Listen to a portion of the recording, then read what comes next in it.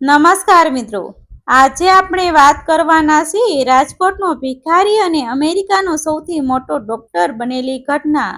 શું તમે ક્યારે વિચાર્યું છે કે રાજકોટના રોડ પર ફાટેલા કપડાં પહેરીને ભીખ માંગતો એક 22 વર્ષનો યુવાન એક દિવસ અમેરિકાનો સૌથી મોટો ડોક્ટર બની શકે? ના તો આજે આ વાત સાંભળીને તમારા રૂવાડા ઊભા થઈ જશે. આ કોઈ ફિલ્મની વાર્તા નથી, પણ એક એવી સફર છે જેમાં અપમાન, ભૂખ અને એક અનોખી જીત છુપાયેલી છે. વિડિયો પૂરો જોજો, કારણ કે આજે આ ભિખારીની વાર્તા તમારું જીવન બદલી નાખશે.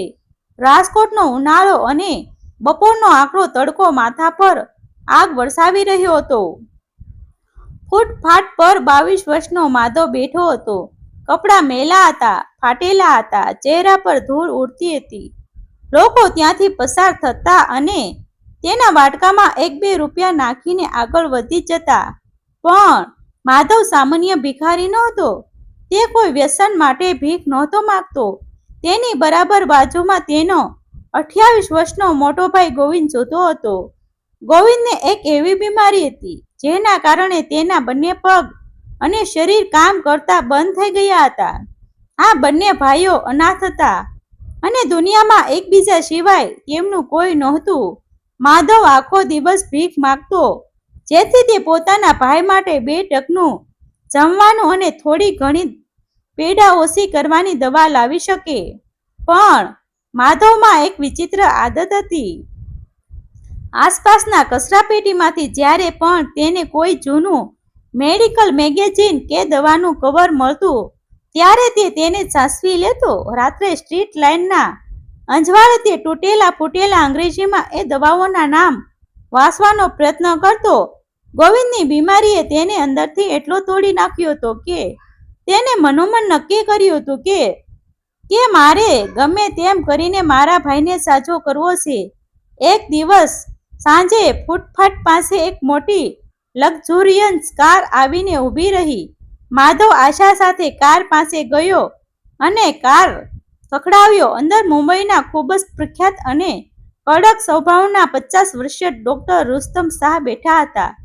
તેમની બાજુમાં તેમની પત્ની હતી, જે અચાનક શ્વાસ લેવામાં તડફડી રહી હતી. તેમને અસ્થમાનો ગંભીર હુમલો આવ્યો હતો. ડોક્ટર રુસ્તમ ગભરાઈ ગયા હતા અને કારમાં ચારે તરફ પોતાનું ઇન્હેલર શોધી રહ્યા હતા. માધવે કાચમાંથી આ જોયું. તે તરત સમજી ગયો કે શું થઈ રહ્યું છે. તે દોડીને સામેની ચાની લારીએ ગયો અને એકદમ કડક ગરમ બ્લેક કોફીનો કપ લઈને પાછો આવ્યો. તેણે કાચ પર જોરથી હાથ માર્યો. ડોક્ટરે ગુસ્સામાં કાચ નીચો કર્યો. ચાલ્યો જા અહીંથી ભિખારી, જોતો નથી તકલીફમાં છીએ? માધવે જરાય ડર્યા વગર કહ્યું, સાહેબ, આ ગરમ કોફી મેડમને પીવડાવો. મેં એક ચોપડીમાં વાંચ્યું હતું કે એનાથી શ્વાસનળી તરફ થોડી ખુલી જશે અને તેમને હોસ્પિટલ પહોંચવાનો સમય મળી જશે. ડોક્ટર રુસ્તમે ગુસ્સો આવ્યો કે એક ભિખારી ડોક્ટરને સલાહ આપે છે. પણ પત્નીની હાલત જોઈને તેણે તરત એક કોફી પત્નીને પીવડાવી અને ખરેખર થોડી જ સેકન્ડોમાં તેમની પત્નીનો શ્વાસ કાબૂમાં આવવા લાગ્યો. ડોક્ટર આશ્ચર્યચકિત રહી ગયા. બીજા દિવસે ડોક્ટર રુસ્તમ પોતાની કાર લઈને પાછા એ ફૂટપાથ પર આવ્યા.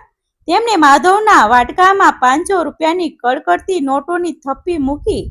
માધવે એ નોટો પાછી આપતા હાથ જોડીને કહ્યું, સાહેબ, મારે ભીખ નથી જોઈતી. મારો ભાઈ ખૂબ બીમાર છે. જો તમે ખરેખર ખુશ હોવ તો મને તમારી હોસ્પિટલમાં કચરા પોતા કરવાની નોકરી આપી દો. મારે ત્યાં સાહેબોને જોઈને દવાઓ વિશે શીખવું છે. માધવની આ જીત જોઈને ડોક્ટર રુસ્તમ ચોંકી ગયા. તેમણે માધવને પોતાની હોસ્પિટલમાં સફાઈ કામદાર તરીકે રાખી લીધો.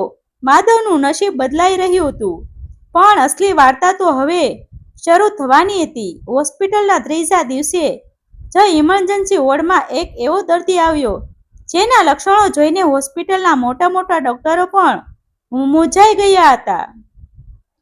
કોઈથી રોગ પકડાતો નહોતો. માધવ ત્યાં જ ફ્લોર પર પોતું મારી રહ્યો હતો. તેણે દર્દીની આંખો અને ચામડી જોઈને ધીમેથી એક અઘરા રોગનું અંગ્રેજી નામ બોલ્યું. બરાબર એ જ વખતે ડોક્ટર રુસ્તમ પાછળ ઊભા હતા. તેમણે માધવના મોઢેથી એ શબ્દ સાંભળ્યો. તેઓ એકદમ ચોંકીને પાછળ ફર્યા અને માધવનો હાથ પકડી લીધો. તમે આ રોગ વિશે કેવી રીતે ખબર પડી? શું એક ભિખારીનું અપમાન સાચું પડશે? શું ડોક્ટર રુસ્તમ માધવને નોકરીમાંથી કાઢી મૂકશે કે પછી અહીંથી માધવની અમેરિકા જવાની સફરનો રસ્તો ખુલશે? માધવના મોઢેથી આ રોગનું નામ સાંભળીને ઇમરજન્સી વોર્ડમાં થોડીવાર માટે સન્નાટો છવાઈ ગયો. ડોક્ટર રુસ્તમે માધવનો હાથ પકડી તેની બાજુમાં ખેંચ્યો અને કડકાઈથી પૂછ્યું, તને આ રોગ વિશે કેવી રીતે ખબર? સાસુ બોલશે. માધવના હાથમાં હજુ પણ પોતાનું કપડું હતું. તે સહેજ ડરી ગયો, પણ પછી હિંમત ભેગી કરીને બોલ્યો, સાહેબ, મારા મોટા ભાઈ ગોવિંદને પણ શરૂઆતમાં આવા જ લક્ષણો હતા. ત્યારે એક સરકારી ડોક્ટરે આ રોગનું નામ એક કાગળ પર લખી આપ્યું હતું. એ કાગળ મેં વર્ષો સુધી સાચવી રાખ્યો હતો અને એ રોગ વિશે મેગેઝિનોમાં વાંચવાનો પ્રયત્ન કર્યો હતો. દર્દીના રિપોર્ટ્સ આવ્યા અને માધવનું અપમાન બિલકુલ સાચું પડ્યું. માધવનું અનુમાન બિલકુલ સાચું પડ્યું. ડોક્ટર રુસ્તમે સમજાઈ ગયું હતું કે આ છોકરો સામાન્ય નથી.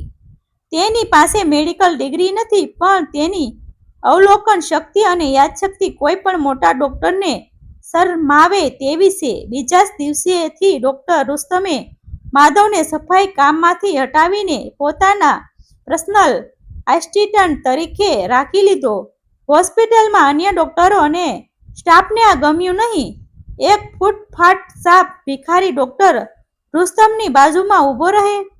લોકો અંદરો અંદર વાતો કરવા લાગ્યા, પણ ડોક્ટર રુસ્તમે કોઈની પરવા ન કરી.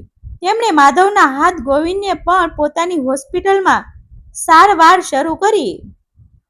માધવ આખો દિવસ ડોક્ટર રુસ્તમની પાછળ રહેતો. તે માત્ર તેમનું બેગ ઉચકતો એટલું જ નહીં, પણ ઓપરેશન થિયેટરની બહાર ઊભો રહીને દરેક નાની મોટી વસ્તુઓનું બારીકાઈથી અવલોકન કરતો. ડોક્ટર રુસ્તમ તેને જૂના મેડિકલ પુસ્તકો વાંચવા આપતો. રાત્રે હોસ્પિટલના એક ખૂણામાં બેસીને માધવ એ પુસ્તકો ગોખી મારતો. તેની મહેનત અને સમર્પણ જોઈને ડોક્ટર રુસ્તમે તેને ઓપન યુનિવર્સિટીમાંથી મેડિકલનો પાયાનો કોર્સ કરાવ્યો.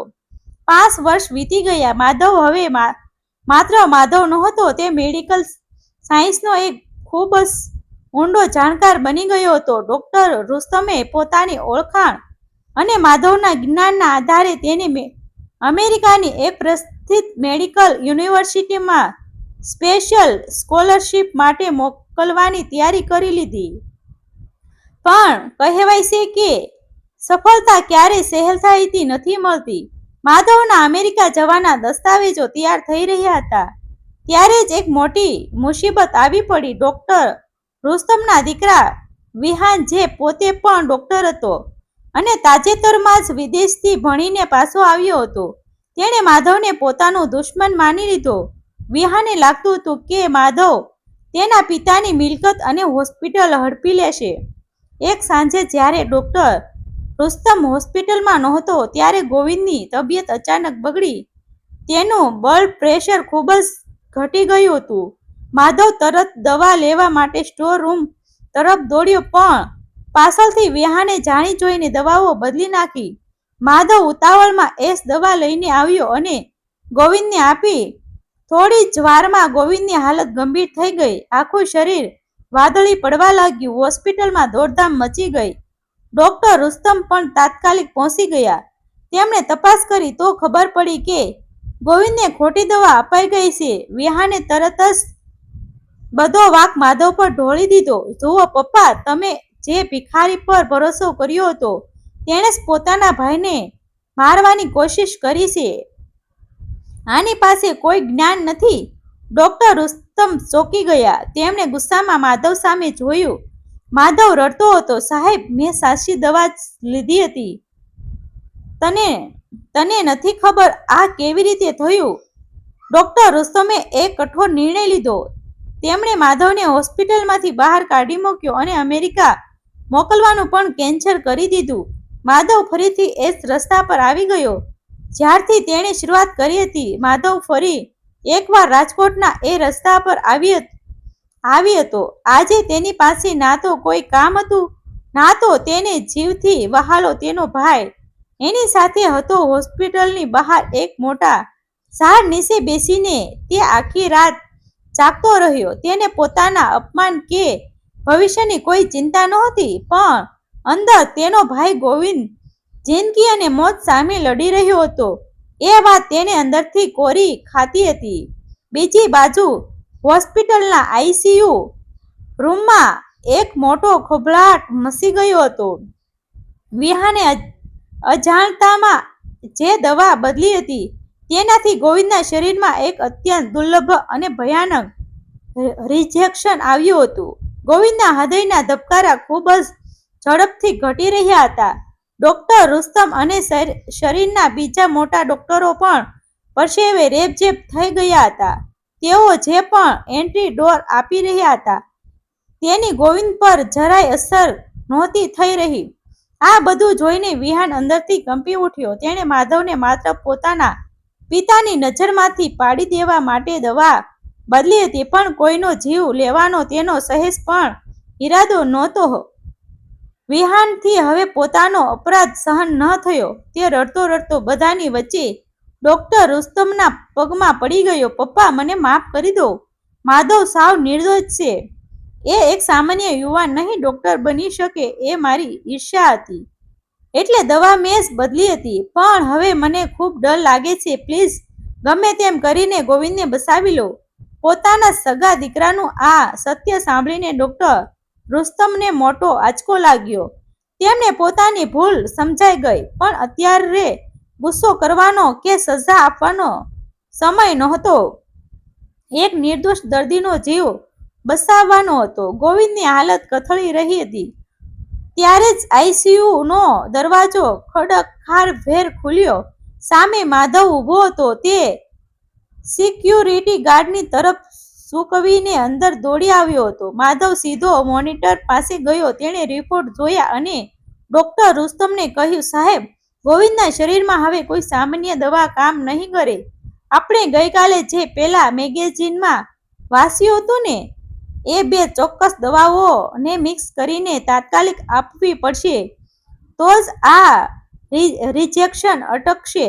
ડોક્ટર રુસ્તમે એક સેકન્ડનો પણ વિચાર કર્યા વગર માધવની વાત પર પૂરો ભરોસો મૂક્યો. તેમણે જાતે જ બંને દવાઓ મિશ્રણ તૈયાર કર્યું અને ગોવિંદને આપ્યું. આખા રૂમમાં શમશાન જેવી શાંતિ છવાઈ ગઈ. માત્ર મોનિટર મશીનનો ટીમ ટીમ અવાજ આવી રહ્યો હતો.